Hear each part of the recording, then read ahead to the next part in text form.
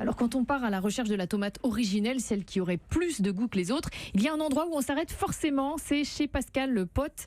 Il a créé dans les Cévennes un conservatoire de la tomate. Il conserve environ 450 variétés de tomates différentes. Bonjour Benjamin Peter. Bonjour Anne, bonjour à tous. Vous êtes le correspondant d'Europe 1 à Toulouse et vous avez rencontré ce maraîcher exceptionnel qui, en plus de produire ses fruits et légumes sans avoir besoin d'une goutte d'eau, produit des fruits et légumes qui ont du goût. Oui, je suis allé le rencontrer sur les hauteurs de l'Odève. Ça fait 18 ans que Pascal Pote est installé ici, sur des terres qu'il a achetées, une bouchée de pain.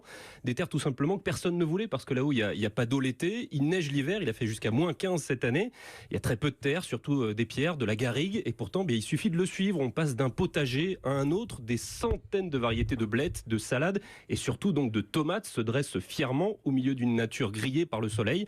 Des plants qu'il n'arrose qu'une seule fois au moment où il les repique dans la terre, puis plus jamais une goutte d'eau. Ça paraît complètement fou et pourtant ça marche. Ici, c'est un vrai terrain de garrigue. Hein. C'est sec comme au bord du Sahara, quoi. Hein. Là, j'ai fait un petit carré dans les rochers. Là. On a planté, il n'a jamais plu, on n'a jamais arrosé. Et là, les tomates, elles poussent super bien. Elles sont même magnifiques. Là. Puis on récolte des tonnes. Hein. Il y en a que c'est 30 kg au mètre carré. Alors moi, il y a un autre truc qui m'intéresse, c'est le goût.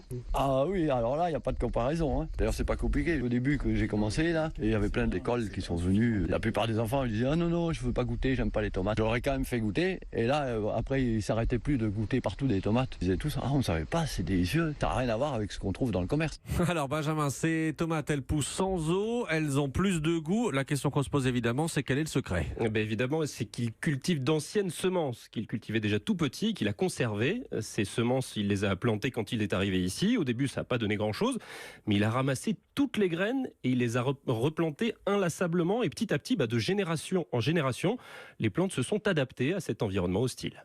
Tout le monde a toujours fait de la sélection par soustraction. Et moi, je fais de la sélection par addition. Je fais en sorte que les plantes apprennent des nouvelles choses et le transmettent à leurs graines et à leurs descendants. Comme par exemple une variété qui n'a jamais connu la sécheresse, je la confronte à la sécheresse et du coup, elle apprend à résister à la sécheresse.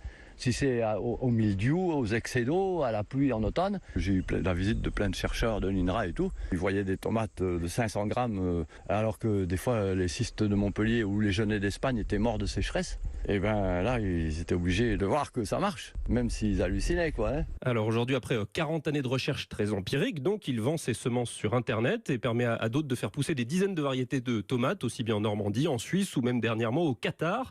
Et contrairement à beaucoup de semenciers, pas besoin d'en racheter tous les ans. Il suffit ensuite de récupérer les graines et de les replanter pour que ça continue de marcher pendant des années. Un reportage en direct de Benjamin Peter dans l'Hérault pour Circuit Court.